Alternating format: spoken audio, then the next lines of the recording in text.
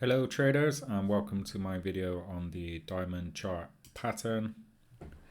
So this is a pattern that you can mark on your charts in both trending and arranging markets. It can signal bullish and bearish trends. So as the name suggests, you need to mark candlesticks that form a diamond pattern, as I've done here on this euro dollar 1 hour chart. You can find these diamond formations on any chart time frame. I personally stick to the 1 hour charts and above, 4 hour daily, simply because I find the signals to be more reliable. This is because they contain more price data. You can also find this diamond pattern on any other trading instrument that you wish. Okay, so this is the MT4 platform. I've just simply marked the lines. So what you're looking for is a high point and a low point. Then you're marking the highs and lows, or the average highs and lows from the other side, so that it forms. It doesn't have to be perfect. So that it forms a diamond shape like you see here. You can find these anywhere on your charts by either looking for, as I have here, a big amount of bars, or you can go deeper and find it with a smaller amount of bars. Just really depends on your trading strategy and how much time you have to watch the charts. Again, similar to trading on higher time frames, I like to capture as much data as possible within the formation, just because I find it tends to be more reliable. Okay, so we have our diamond formation there. Had a downtrend, came into this range here, and what you're gonna look for is a breakout either side of the diamond. Okay, so if we have a breakout to the upside, we're going to look to trade long. If we have a breakout to the downside, we're going to look to trade short. Okay. Now you may be asking, how did we know to trade long in this instance? Why didn't we go short? Well, simply because by looking at the price action, you can see that price is heading up, it's making higher lows, and it's clear that we're going to be seeing an uptrend forming. You have an inverted hammer candlestick pattern, spinning tops, an inside bar, various candlestick patterns here that suggesting some bullish momentum. Okay. As you can see, price did break out of the diamond pattern. It didn't immediately, had you taken the entry on the breakout, it did move almost 20 pips before a pullback around 7 or 8 pips, but then continued in the upwards trajectory for quite a significant move. As you can see, that went up quite a way. And the good thing about this diamond formation pattern here is we managed to we had the chance to enter this trade at an early opportunity, and I mean, we could have captured the majority of that big move there, with the potential of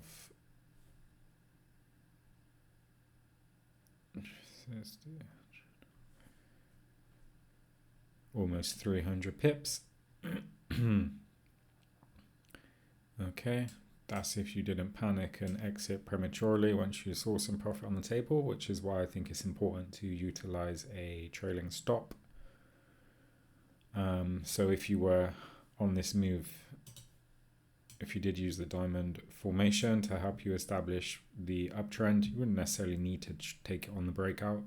You could just use that as a identifier. Okay, now we're in the uptrend. I'm not going to enter just now. I'm going to wait to see how price plays out, see if the trend develops, then look to time my entry. And we'll cover a few ways you can do that in a minute. I just wanted to say that if you did take the breakout of the diamond formation as is, Had your stop loss on just below the swing low here. Would have been a relatively tight stop loss, around 15 to 20 pips. As you can see, the risk to reward ratio on that trade is fantastic. Yeah, on the contrary, if you did trade short here for whatever reason, anticipating the downtrend to continue, you would have used a similar tight stop loss. So again, you would have been cutting your losing trade short, and you would have had an opportunity to enter on this big uptrend once it started to play out. Okay, so in terms of the trailing stop, once price is moving up here, you can, if you did enter there, and once you see price move up, you can use resistance and these support levels to place your stop loss underneath. If price was up here, you certainly wouldn't want to leave your stop down there. I'd be looking to move my stop loss initially here once price continues up, below here as it continues, then below here. Once it's up here, your stop loss, my stop loss would have been around here, just locking in all of this profit here, perhaps closing some of the position and allowing the rest to run, and just protecting myself if price was to turn around and start heading in the other direction. We don't end up in a break even or loss scenario, which is why I wouldn't just leave the stop loss hanging around there. Try not to let winning trades turn into losing ones.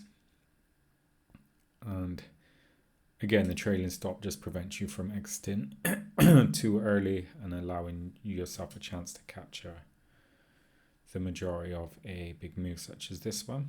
Okay, so we've discussed the entry based on the breakout of the diamond formation. Now, if you didn't take the initial entry, you could wait for the trend to form. I mean, you probably wouldn't want to jump in around here because you'd just be too far away from the support level.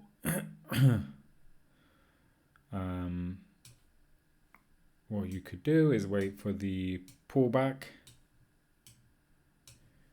Just mark this for you on the chart. Trend line. There we go. What you could do is wait for the pullback here and then look to enter on a continuation of the trend. You can use many indicators for that. The ADX being one of them. Basically with the ADX indicator, let me just zoom in here. So we're going to enter on the pullback here with the ADX. Basically, if the green is above the red, it suggests an uptrend. And if the red is above the green, it suggests a downtrend. The red is the minus DI and the green is the plus DI. I've added this 20 level. You can add levels. You can change the colors of the plus and the minus DI and add levels. I added the 20 level. Basically, I use this for if this main line here of the ADX is above 20, it tells me that there is some momentum in the direction that the ADX is suggesting the price is moving. I would avoid trading when the main line is below 20 simply because we are likely in a range. You can see here below 20 we're in a range. I mean, some traders may use 25, 30, some may not use it at all. You can also use the divergence of this line. So the blue line there is showing higher lows, which suggests an uptrend as well, as we can see from the chart. And so this would have been a good entry to get in on the pullback here rather than buying high. Okay. And when the green crossed, so we have the divergence here, the green crosses above the red here and the ADX is above 20 there. So as you can see, that point around there would have been a nice time to enter in there. Good thing about this is, again, we could have used a tight stop loss below the support level, which would have only been 20 pips, which is really good for the 1 hour chart time frame. As you can see, as the trend builds up, the ADX shows the momentum there. And then as we slow down up here, the ADX falls back below the 20 level. And so that could have been a good point to either exit the position, take some profit, let the rest run, and move the stop loss below recent support. So that's just one way you can enter on that particular trend. Again, the diamond pattern is something that you can use either primarily to identify which direction the market is going to be trending in, or for entry. It is open to interpretation. I mean, there are various different ways you can draw it. As I said, I've drawn this quite large. Other people may be looking for diamond formations within this diamond formation. Personally, I don't think it's the best pattern. However, it's not to say it doesn't have its uses. There are other patterns I'd look for, such as double top, triple top, double bottom, triple bottom, cup and handle, and various other chart patterns. Nonetheless, it's still good to be aware of it. It's just another tool to have in your trading arsenal. You can see some of my other videos for various other candlestick patterns and formations that you can be aware of. Nonetheless, once we have the trend, which is the most important thing, you can use various different indicators for entry. Let's look at the stochastic oscillator here. So basically with the stochastic oscillator, when price is in this oversold zone, we're going to look to buy. When it's in the overbought zone, we're going to look to sell.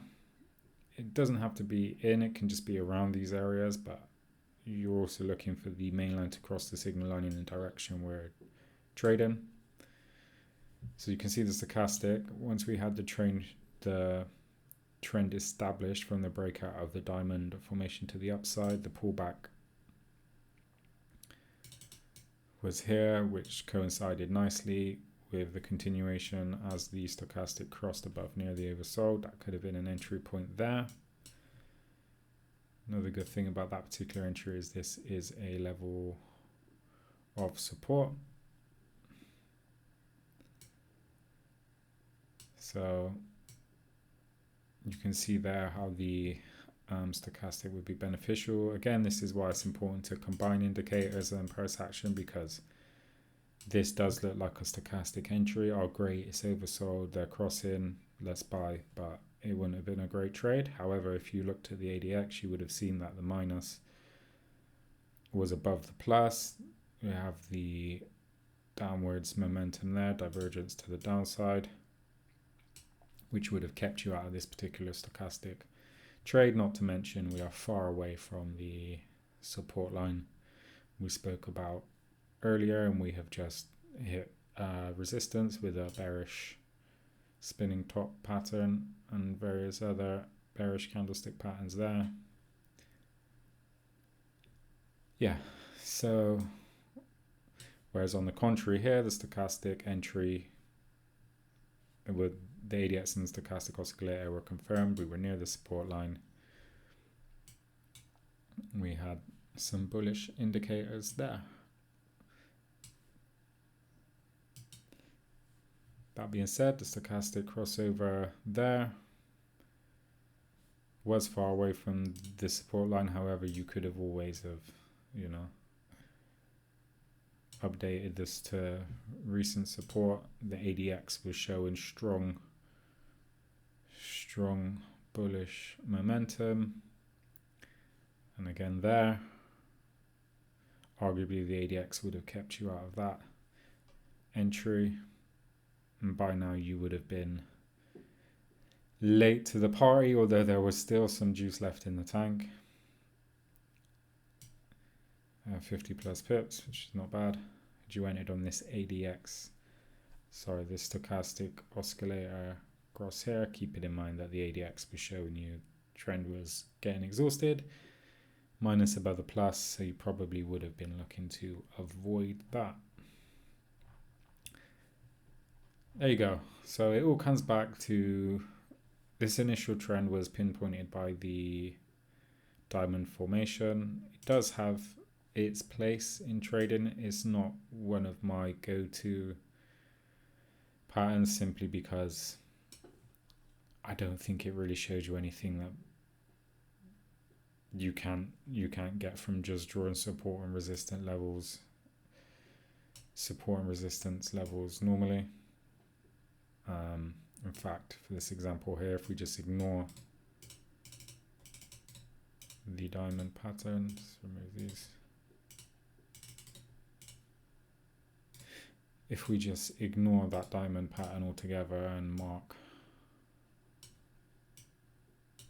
resistance, we could have just traded the breakout here of one resistance line and a simple trend line there.